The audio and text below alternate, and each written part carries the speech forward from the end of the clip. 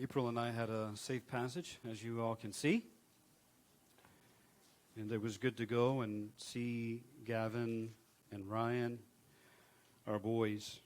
And I think, to me, the takeaway is we definitely grew in our relationship with one another.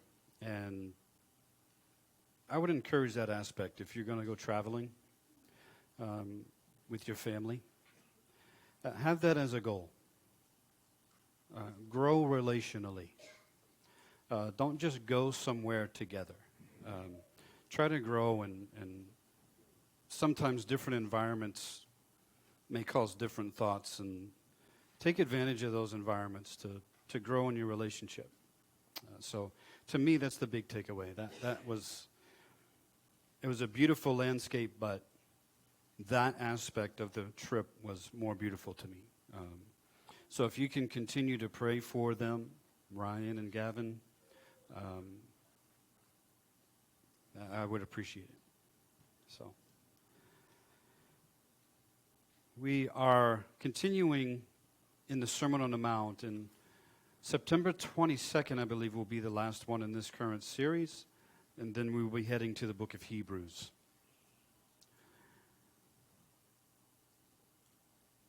Jesse, I know Jesse knows this, but Jesse knows that I'm a mandated reporter. He is as well, as a teacher of public school system. And so if you were to buy a motorcycle for Jude, that would be fine. Now, if you let him ride it on his own, without a helmet, that would be a problem, okay? And some of us are like, huh? That's what he talked about last week. Now, I remember that, and I wasn't even here. Hello? Hello? Hello? Good morning? Good morning? Good morning? Are we awake? Awake? Yeah? Okay. I appreciate what you had to say, Jesse. We ask God, especially with things that fall in line with His will. The only reason why they would be withheld is because His timing hasn't been met yet. Very good. We serve a perfect Heavenly Father who gives every good and perfect gift. And so if we have to wait a little bit, let's work on our patience. Today, we're talking about the narrow way.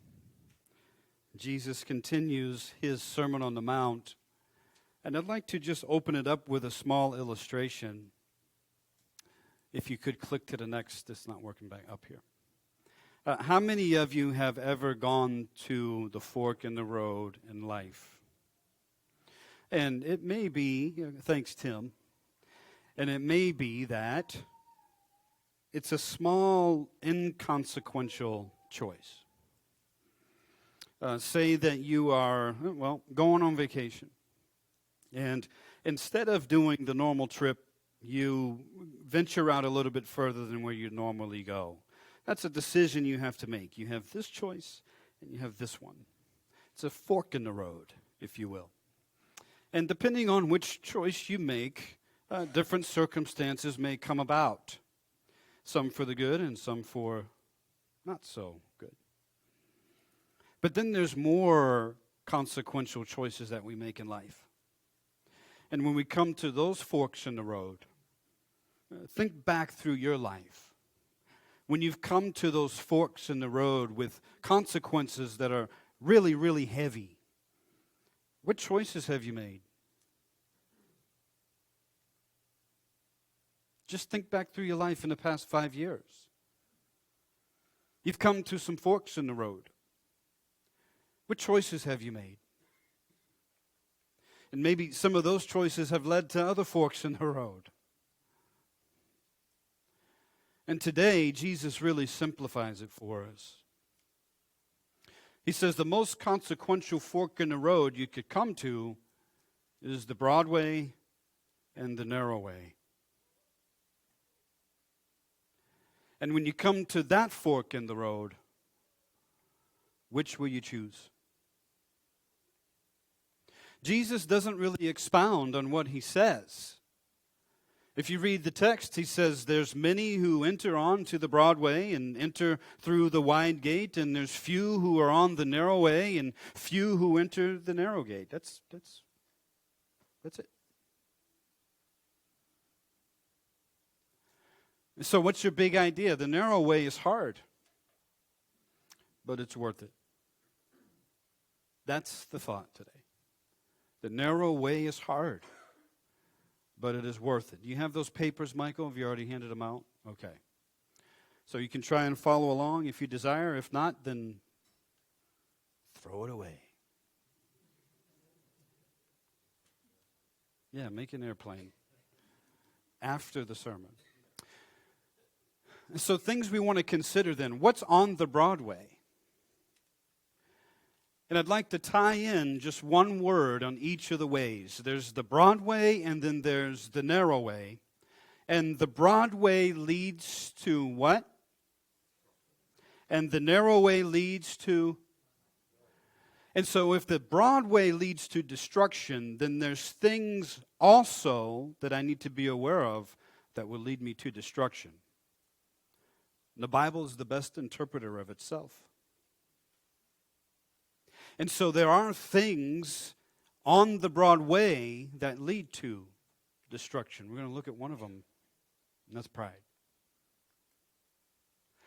What's on the Broadway then so that we can be aware and stay off of it? Pride. Let's go to Proverbs 16:18. Talking about what is on the Broadway.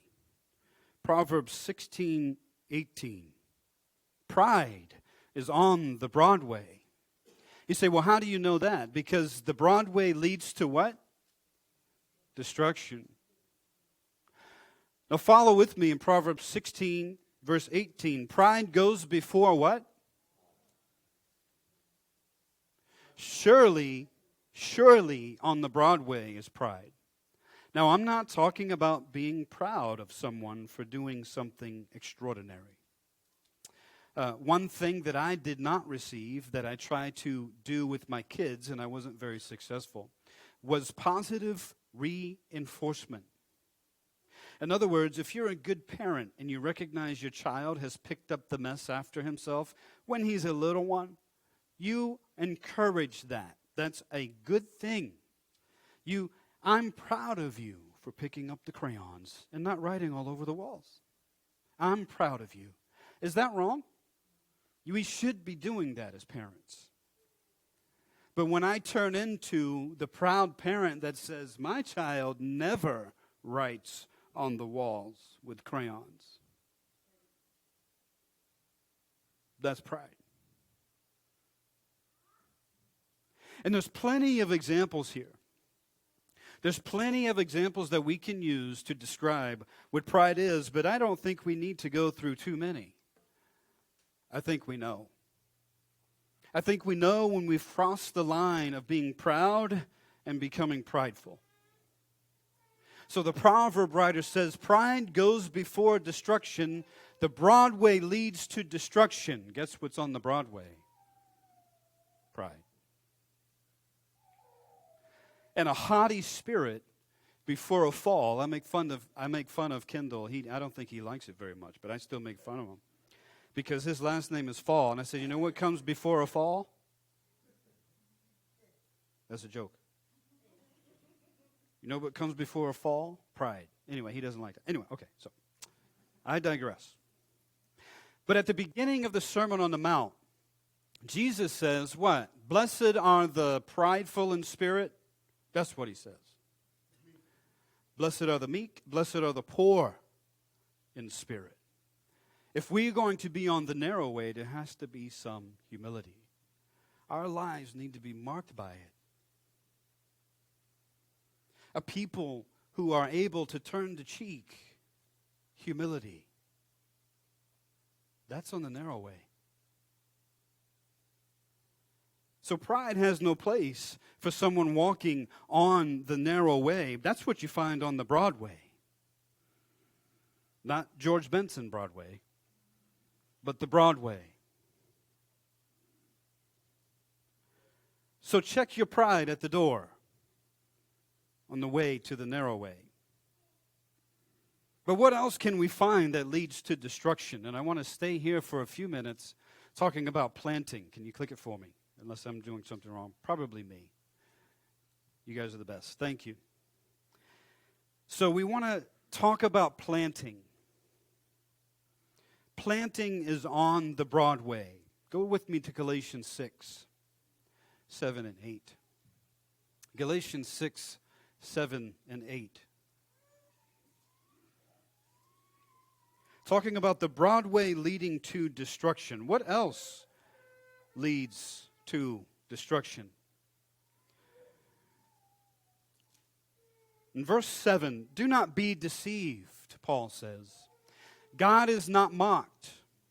For whatever a person sows, this he will also reap.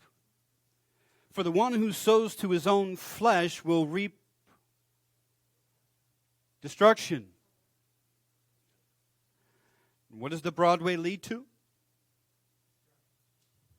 And the one who sows to his own flesh will reap destruction. The Broadway has people planting and sowing to their flesh. To the sinful part of you. That's what you'll find on the Broadway. People sowing to the sinful part of themselves. And that way leads to destruction. It says that God is not mocked. What do you think that means? In my mind, I think sometimes we can fool ourselves. In other words, there's the narrow way, and then there's the broad way. And I think that I can do both. And Jesus says, it's one or the other. I cannot live a lifestyle that is sowing to the sinful parts of who I am and claim to still be walking on the way that leads to life.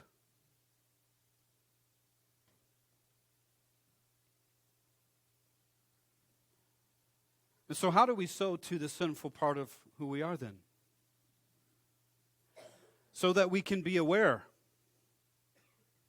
Well, there's plenty of ways, and I'm sure if I asked you for your thoughts, you'd give me more than we need. But I think we're going back to pride. Pride can cause us to make a lot of mistakes. We come to the fork in the road, and we say, I know what's best. A young woman asked for an appointment with her pastor to talk with him about a besetting sin about which she was worried. When she saw him, he said, Pastor, I have become aware of a sin in my life which I cannot control. Every time I am at a church, I begin to look around at the other women, and I realize that I am the prettiest one in the whole congregation.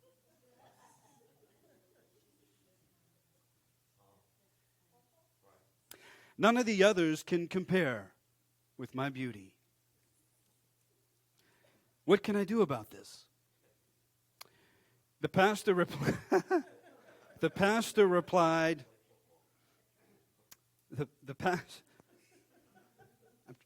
be quiet. I'm just kidding. The pastor replied, Betty, that's not a sin. Well, that's a mistake. And how much or how many mistakes have we made because of our pride?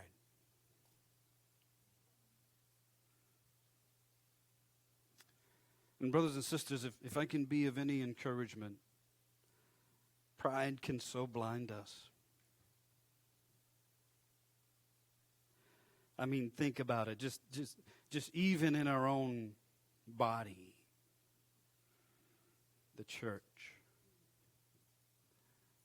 Pride can blind us. Let's be careful. Amen. and planting to the things that are sinful. The writer of Galatians, Paul, tells us that they lead to destruction. If you want to put it this way, you reap what you sow. Sowing to the flesh will produce what the flesh produces. And Paul gives us a good contrast in Galatians chapter 5 when he's talking about the fruit of the Spirit, but he also, before that, talks about, if you will, the fruit of the flesh. And he says, your flesh will produce what the flesh produces. And Jesus says on the Broadway, if you want to walk on the Broadway along with so many other people in the world, because there are many who find it, then you are walking not according to the Spirit of God in you, but according to the flesh in you. And we have to make a decision daily.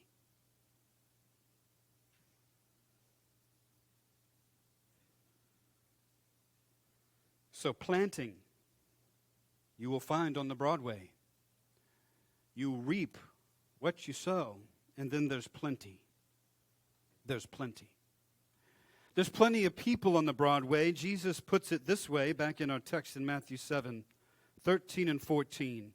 Enter by the narrow gate, for the gate is wide and the way is easy that leads to destruction, and those who enter by it are many. For the gate is narrow and the way is hard that leads to life, and those who find it are few. But if you knew that the way you were headed was leading to destruction, not only in relationships that will be temporal, potentially, but also in your relationship with God that is eternal. If you knew that the road you were on was ultimately going to lead to destruction, why would you walk on it? And that's the question that came to my mind when I looked at this. Jesus says there's life and there's destruction. And on the road to life, there's few. Why? And then on the road that leads to destruction, there's a whole bunch of people. Why, Jesus? Why is that true?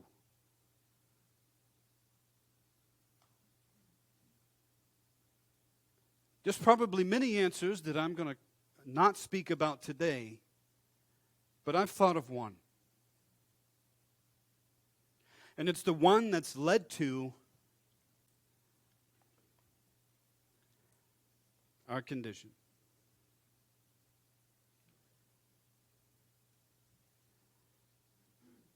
When Eve saw the tree, and she saw that it was good to the eye, good to the tongue, and able to make one wise. And then you had Satan questioning the authority of God. You know what he said? What he asked her? Has God said?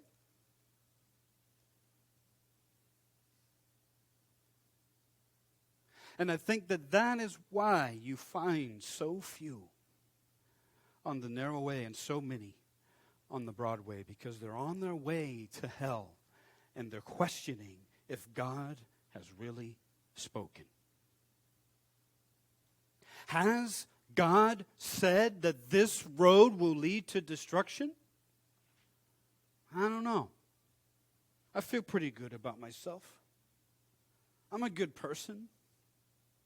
You know, I help my neighbor when there's an opportunity. I help my neighbor more than you help your neighbor, Christian.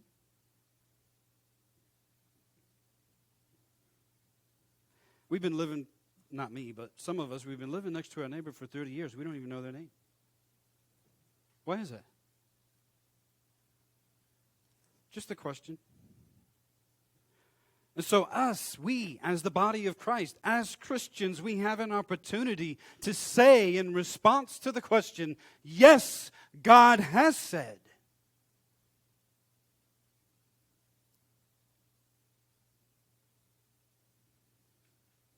But if I don't believe I'm headed towards destruction, I'm going to be on the Broadway. And some of us, if we don't believe that there's really life eternal that's coming on the narrow way, sure, that Broadway looks so appealing, I might just head back for it. But you can't be on both at the same time. So what's on the Broadway? Pride. Planting to the flesh, sowing seed to the fleshly part of you that's opposed to the things of God. And there's plenty of people.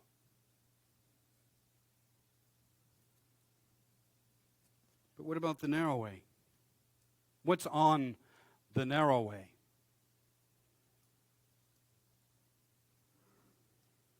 It's got to be things that lead to life. Because the narrow way leads to life.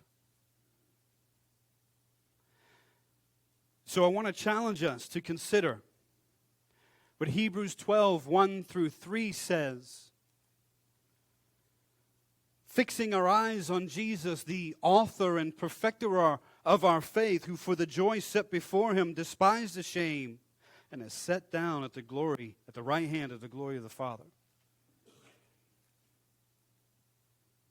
But he encourages before he says that. He encourages us as those who are running a race. And he encourages us to lay aside every encumbrance, not just things that are sinful.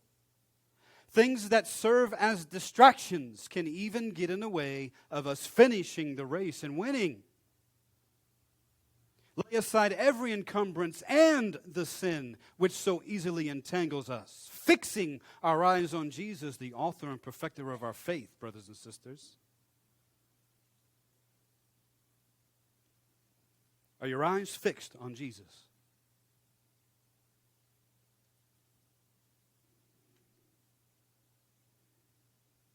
We consider what Jesus has talked about even in this Sermon on the Mount.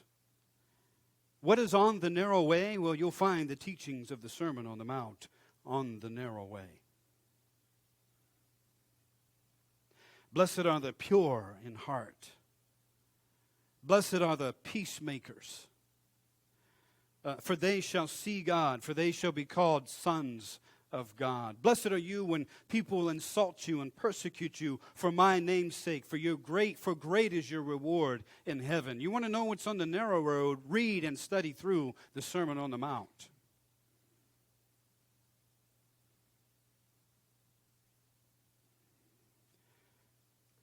Showing mercy.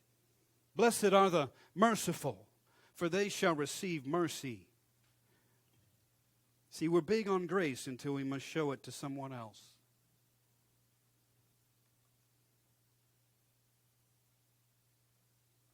Practicing righteousness without a desire for human praise. I want to live a righteous life because it's the right thing to do, and God is going to be pleased.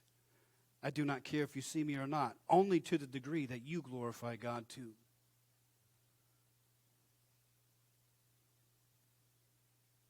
Seeking the kingdom first. You know what we should find on the narrow road, narrow way? Grace towards one another. A helping hand. You know why? Because I've been there where you were treading already. And that's what Paul tells Timothy, those of you who are older, come alongside those who are younger and help them along.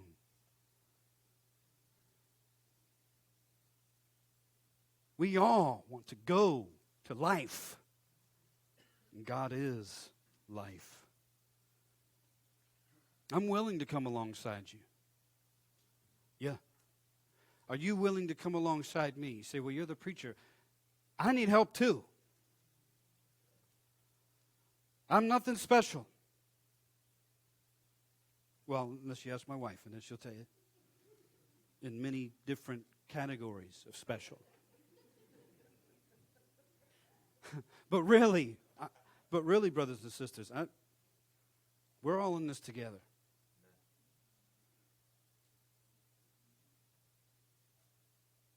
And that's what the church is. So, what will you find on the narrow way? Parenting. Hebrews chapter 12. Turn there with me. Starting in verse 4.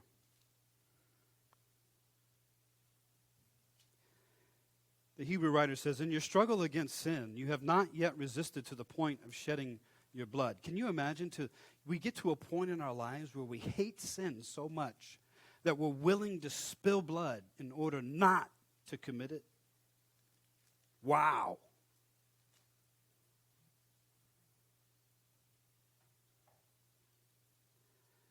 He says, you haven't gotten to that point yet. And you completely forgotten this word of encouragement that addresses you as a father addresses his son. It says, my son, do not make light of the Lord's discipline, and do not lose heart when he rebukes you, because the Lord disciplines the one he loves, and he chastens everyone he accepts as his son.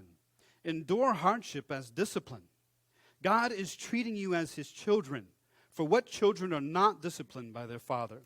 If you are not disciplined, and everyone undergoes discipline, then you are not legitimate, not true sons and daughters at all. Moreover, we all have had human fathers who disciplined us, and we respected them for it. How much more should we submit to the Father of spirits and what? And live. And what does the narrow way lead to? Brothers and sisters, on the narrow way, you will find the discipline of a father who loves you. And see, that all goes back to pride. If I'm not willing to submit to authority, which is really what we're doing when we become a Christian, we're submitting to the lordship of Christ. We're submitting to his love, his righteousness, his goodness, his faithfulness, and his discipline. And on the narrow way, we find it. And if we realize what it will produce, then we can endure. Because he says it doesn't feel good. It's like the old adage that the parent has the paddle. And yes, I spank my kids. It was a tool that I used. Absolutely. It can be very effective when used properly. And it said, this is going to hurt me more than it's going to hurt you. And I don't know if that's necessarily true, but a good parent knows when to apply discipline the right way. It is necessary. I'm not saying corporal punishment, but discipline. The word no is a beautiful thing as a parent. And the word yes, too. But we need discipline. If we do not receive it, we are illegitimate. We may just be finding ourselves on the Broadway. So the next time we're enduring a trial or a correction from the Lord, don't ask whether or not it's from the Lord. Treat it that way. How about that? I'm going through a trial. I'm going through a hard time. Okay. God, I know that you can produce something in this that's going to help me draw closer to life. Planting also.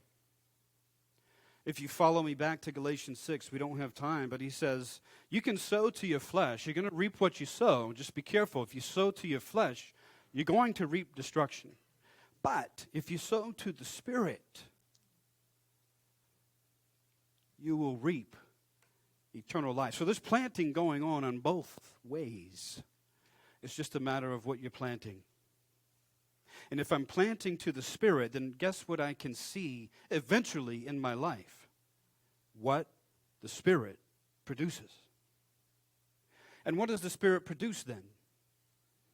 Love, joy, peace, patience, kindness, goodness, gentleness, faithfulness, and self-control. If I'm sowing to the Spirit will reap those things in my life. And that is what you will find on the narrow way. And those things lead to life. Now, I was trying to come up with a fancy word that had a P in it. And how many of you know what that word means? Now, don't look at few. Don't look at the word few. How many of you know what paucity is? I didn't know until I looked it up, okay? But there is a word that starts with a P that you can connect with few. Anyway, Jesus says there's few on this way. It's a great illustration, Ryan. And it did work from my perspective. And so when you think about you, all of us, you as an individual, think about you, nobody else. And you think about the sin that you've committed before you became a Christian. Now, I'm not meaning for us to reflect on negative things in our life, but sometimes it's okay to recall where Jesus has just brought us from. You were a sinner in need of Jesus. Jesus says, I am the way, the truth, and the life, and no one comes to the Father except through the narrow way, except through me. And so you can put here whatever you want. You can put your own good deeds. You can put your own righteousness. You can put your own hard stance against sinful things. And you will still need Jesus.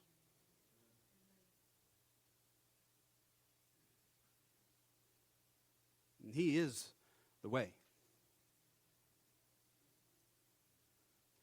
Another thing as we close.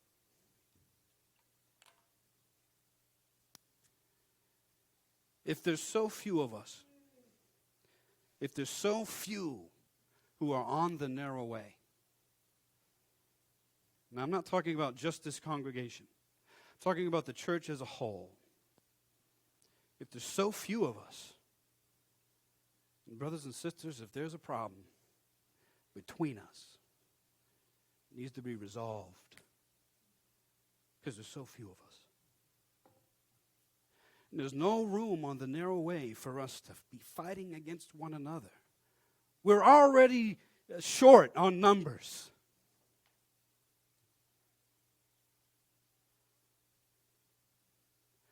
And if there is a problem, I don't care where we're coming from,